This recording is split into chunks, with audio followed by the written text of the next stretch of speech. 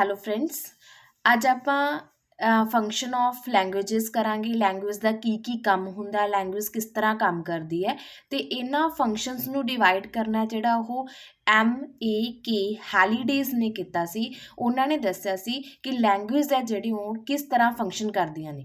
ਤਾਂ ਇਹ ਲੈਂਗੁਏਜ ਜਿਹੜਾ ਫੰਕਸ਼ਨ ਕਰਦੀਆਂ ਨੇ ਉਹ 7 ਤਰੀਕਿਆਂ ਨਾਲ ਫੰਕਸ਼ਨ ਕਰਦੀਆਂ ਨੇ, ਜਿਨ੍ਹਾਂ ਨੂੰ MAK ਹੈਲੀਡੇਜ਼ ਦੇ ਅਕੋਰਡਿੰਗ ਫੰਕਸ਼ਨ ਆਫ ਲੈਂਗੁਏਜ ਦੇ 7 ਪਾਰਟਸ ਦੇ ਵਿੱਚ ਡਿਵਾਈਡ ਕੀਤਾ ਗਿਆ।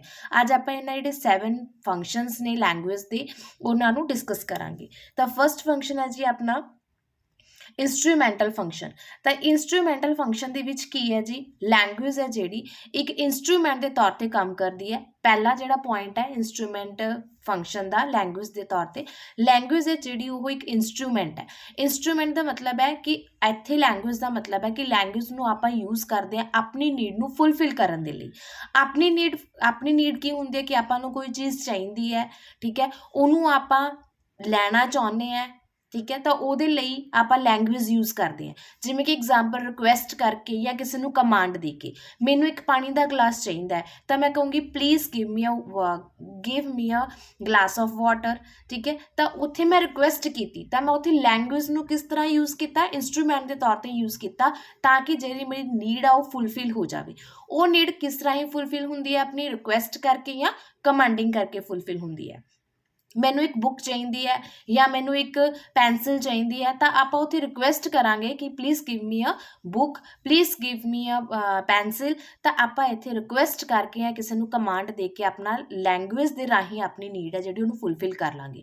ਇਹੀ ਨੀਡ ਨੂੰ ਫੁੱਲਫਿਲ ਕਰਨ ਲਈ ਜਿਹੜੀ ਲੈਂਗੁਏਜ ਯੂਜ਼ ਕੀਤੀ ਜਾਂਦੀ ਹੈ ਉਸ ਨੂੰ MAK ਹੈਲੀਡੇਜ਼ ਨੇ ਇੰਸਟਰੂਮੈਂਟਲ ਫੰਕਸ਼ਨ ਦਾ ਨਾਮ ਦਿੱਤਾ ਹੈ ਕਿ ਲੈਂਗੁਏਜ ਇੱਕ ਇੰਸਟਰੂਮੈਂਟ ਦੇ ਤੌਰ 'ਤੇ ਯੂਜ਼ ਕੀਤੀ ਜਾਂਦੀ ਹੈ ਜਿਹਦੇ ਰਾਹੀਂ ਆਪਾਂ ਆਪਣੀਆਂ ਨੀਡਸ ਨੂੰ ਫੁੱਲਫਿਲ ਕਰ ਲੈਂਦੇ ਹਾਂ। ਅਤੇ ਉਹ ਕਿੰਨਾ ਰਾਹੀਂ ਹੁੰਦੀ ਹੈ, ਰਿਕੁਐਸਟ ਜਾਂ ਕਮਾਂਡ ਦੇ ਰਾਹੀਂ।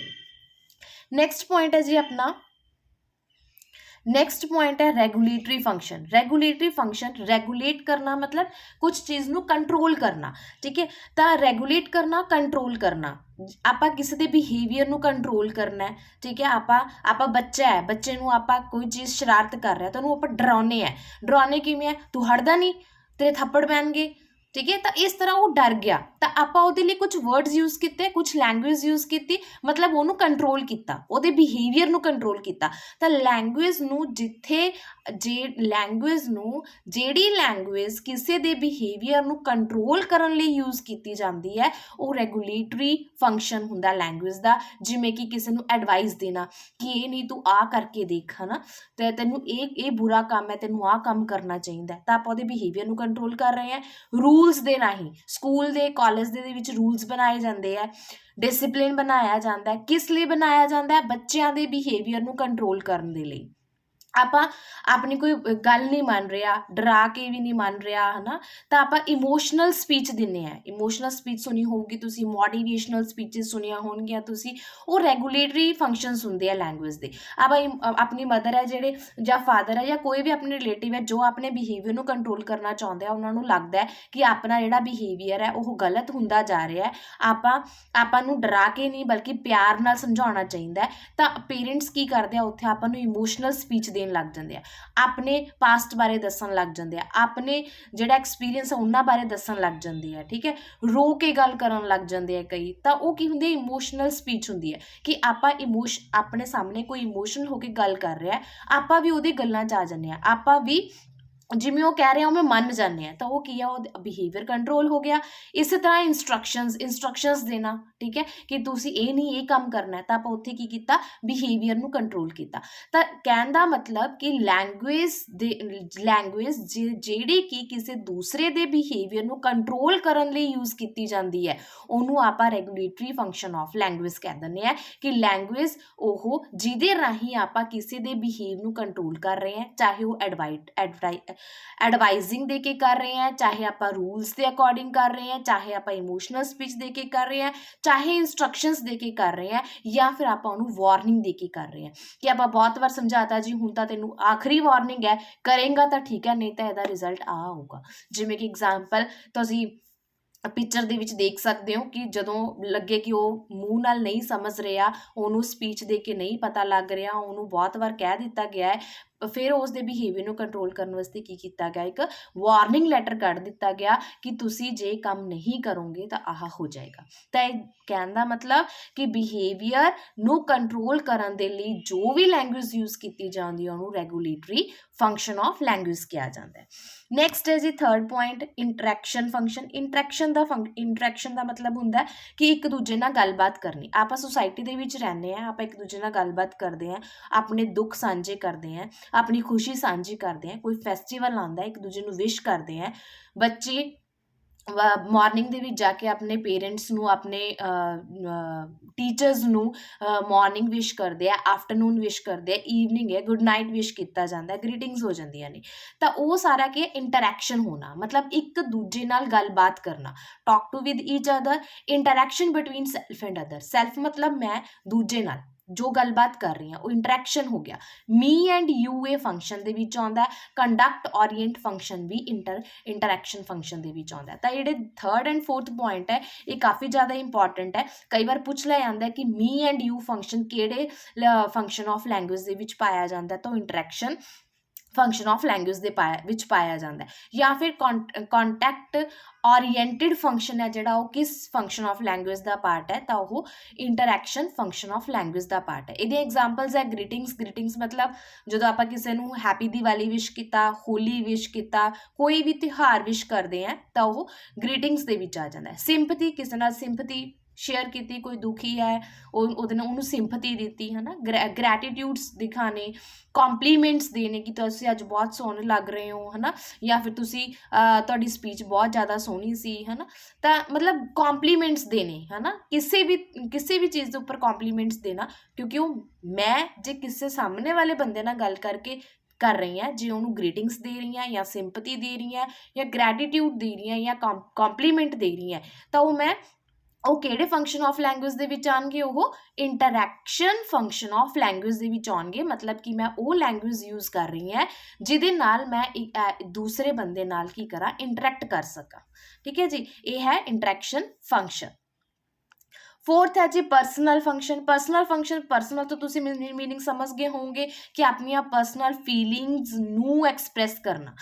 ਉਹ ਲੈਂਗੁਏਜ ਜਿਹਦੇ ਰਾਹੀਂ ਸਪੀਕਰ ਮਤਲਬ ਬੋਲਣ ਵਾਲਾ ਆਪਣੇ ਪਰਸਨਲ ਫੀਲਿੰਗਸ ਨੂੰ ਐਕਸਪ੍ਰੈਸ ਕਰਦਾ ਜਾਂ ਫਿਰ ਆਡੀਟਰਸ ਦੇ ਵਿੱਚ ਇੱਕ ਫੀਲਿੰਗ ਨੂੰ ਇਵੋਕ ਕਰਨਾ। ਠੀਕ ਹੈ, ਉਹ ਕਿਵੇਂ ਹੋ ਸਕਦੀਆਂ ਨੇ, ਪੋਇਮ ਦੇ ਰਾਹੀਂ, ਸੌਂਗ ਦੇ ਰਾਹੀਂ, ਸਪੀਚ ਦੇ ਰਾਹੀਂ। ਪਰਸਨਲ ਫੀਲਿੰਗ, ਮੇਰੇ ਅੰਦਰ ਕੀ ਫੀਲਿੰਗ ਚੱਲ ਰਹੀ ਹੈ, ਜਦੋਂ ਇਹ ਮੈਂ ਸਾਹਮਣੇ ਵਾਲੇ ਨਾਲ ਸ਼ੋ ਕਰੂੰਗੀ ਤਾਂ ਉਹ ਕੀ ਹੋਊਗਾ, ਪਰਸਨਲ ਫੰਕਸ਼ਨ ਹੋ ਜਾਊਗਾ। ਮਤਲਬ ਕਿ ਮੈਂ ਆਪਣੀਆਂ ਫੀਲਿੰਗਸ, ਆਪਣੇ ਬਾਰੇ, ਮੇਰੇ ਮਨ ਦੇ ਅੰਦਰ ਕੀ ਚੱਲਦਾ, मैं की सोच रही है, मैं की करना चाहनी है, वो सारिया चीज़ां जदों आपां सामने रखते हैं, रखण दे लई की यूज़ करते हैं, लैंगुएज, तो वो की हो गया पर्सनल फंक्शन ऑफ लैंगुएज। मतलब लैंगुएज का काम की है, मेरिया खुद दियाँ पर्सनल फीलिंग्स नू बाहर लैके आना। ठीक है, वो किसी पोइम राही भी हो सकती है, वो किसी सॉन्ग राही भी हो सकती है, वो किसी स्पीच राही भी हो सकती है।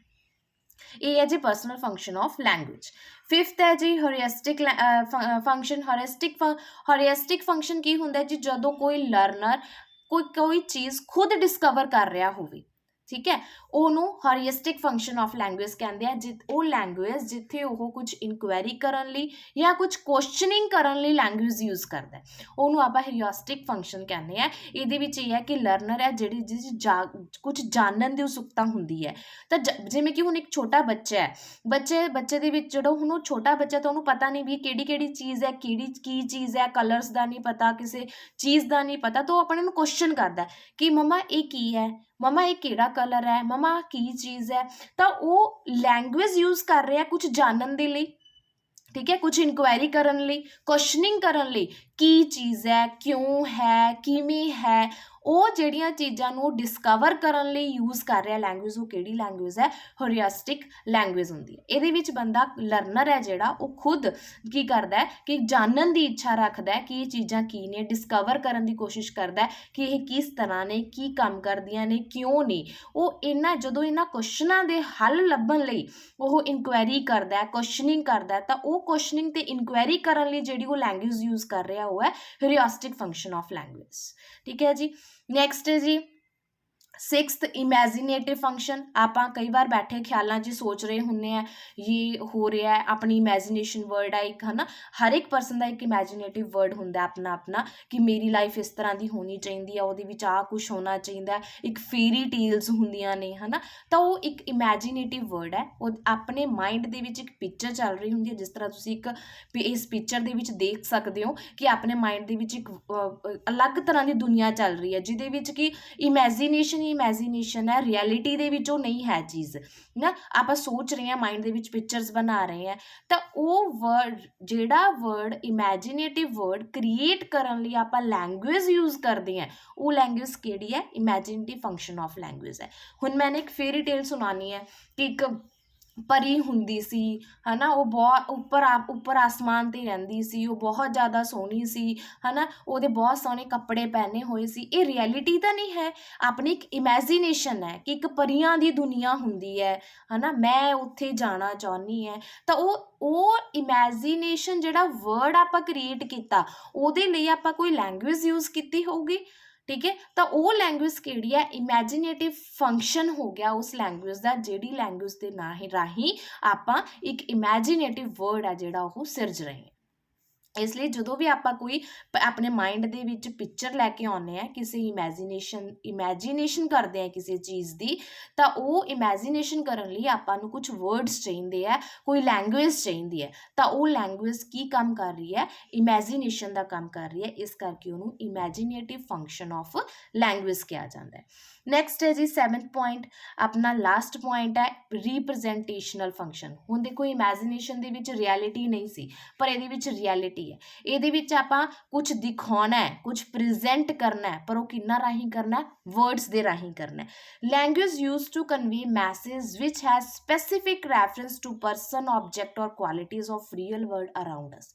ਆਪਣੇ ਆਸੇ ਪਾਸੇ ਜਿਹੜਾ ਸੱਚੀਓ ਦੁਨੀਆ ਹੈ, ਉਹਦੇ ਵਿੱਚੋਂ ਕੁਝ ਪਰਸਨਸ ਦਾ ਜਾਂ ਆਬਜੈਕਟਸ ਦਾ ਜਾਂ ਕੁਆਲਿਟੀਜ਼ ਦਾ ਇੱਕ ਸਪੈਸੀਫਿਕ ਰੈਫਰੈਂਸ ਹੁੰਦਾ ਹੈ, ਜਿਹਦੇ ਤੋਂ ਆਪਾਂ ਕੋਈ ਮੈਸੇਜ ਕਨਵੇ ਕਰਦੇ ਹਾਂ। ਜਿਵੇਂ ਕਿ ਨਿਊਜ਼ਪੇਪਰ, ਬੁੱਕਸ, ਨੋਵਲਸ, ਇਹ ਰਿਐਲਿਟੀਜ਼ ਨੇ। ਇਹਨਾਂ ਨੂੰ ਪੜ੍ਹ ਕੇ ਆਪਾਂ ਇੱਕ ਜਿਹੜਾ ਆਪਣੇ ਆਸੇ ਪਾਸੇ ਦੁਨੀਆ ਹੈ, ਉਹਨਾਂ 'ਚੋਂ ਆਪਾਂ ਇੱਕ ਮੈਸੇਜ ਕਨਵੇ ਕੀਤਾ। Language use to convey message, ਉਹ ਲੈਂਗੁਏਜ ਜਿਹੜੀ ਮੈਸੇਜ ਕਨਵੇ ਕਰਨ ਦਾ ਕੰਮ ਕਰਦੀ ਹੋਵੇ।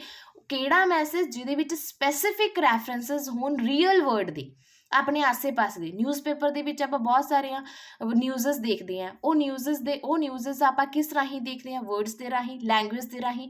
ਨਿਊਜ਼ਪੇਪਰ ਇੰਗਲਿਸ਼ ਲੈਂਗੁਏਜ ਦੇ ਵਿੱਚ ਵੀ ਆਉਂਦਾ, ਪੰਜਾਬੀ ਦੇ ਵਿੱਚ ਵੀ ਆਉਂਦਾ, ਹਿੰਦੀ ਦੇ ਵਿੱਚ ਵੀ ਆਉਂਦਾ, ਹੈ ਨਾ।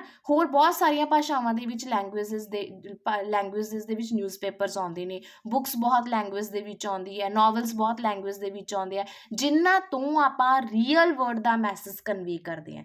ਉਹ ਲੈਂਗੁਏਜ ਕਿਹੜੀ ਹੁੰਦੀ ਹੈ? ਰੀਪ੍ਰੈਜ਼ੈਂਟੇਸ਼ਨਲ ਲੈਂਗੁਏਜ ਹੁੰਦੀ ਹੈ। ਜਿਹੜੀ ਲੈਂਗੁਏਜ ਰੀਅਲ ਵਰਡ ਬਾਰੇ ਆਪਾਂ ਨੂੰ ਮੈਸੇਜ ਦਿੰਦੀ ਹੈ, ਉਹ ਕੀ ਕੰਮ ਕਰ ਰਹੀ ਹੈ? ਰੀਪ੍ਰੈਜ਼ੈਂਟੇਸ਼ਨਲ ਫੰਕਸ਼ਨ ਕਰ ਰਹੀ ਹੈ ਉਹ ਲੈਂਗੁਏਜ। ਤਾਂ ਇਸ ਤਰ੍ਹਾਂ ਇਹ ਇੱਕ ਰੀਪ੍ਰੈਜ਼ੈਂਟੇਸ਼ਨਲ ਫੰਕਸ਼ਨ ਹੈ ਲੈਂਗੁਏਜ ਦਾ। ਉਮੀਦ ਹੈ ਤੁਹਾਨੂੰ 7 ਦੇ 7 ਜਿਹੜੇ ਪਾਰਟਸ ਨੇ ਉਹ ਸਮਝ 'ਚ ਆ ਗਏ ਹੋਣਗੇ। ਮੈਂ ਇੱਕ ਵਾਰ ਦੁਬਾਰਾ ਤੁਹਾਨੂੰ ਇਹ ਰੀਕਾਲ ਕਰ ਦਿੰਦੀ ਹਾਂ ਸਾਰੇ। ਫਸਟ ਹੈ ਜੀ ਇੰਸਟਰੂਮੈਂਟਲ ਫੰਕਸ਼ਨ, ਜਿਹਦੇ ਰਾਹੀਂ ਆਪਾਂ ਆਪਣੇ ਨੀਡਸ ਪੂਰੀਆਂ ਕਰਦੇ ਹਾਂ।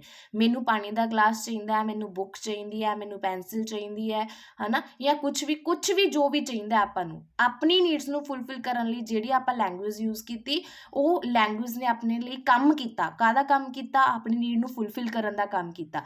ਉਹ ਕੀ ਹੈ? ਇੰਸਟਰੂਮੈਂਟਲ ਫੰਕਸ਼ਨ ਹੈ।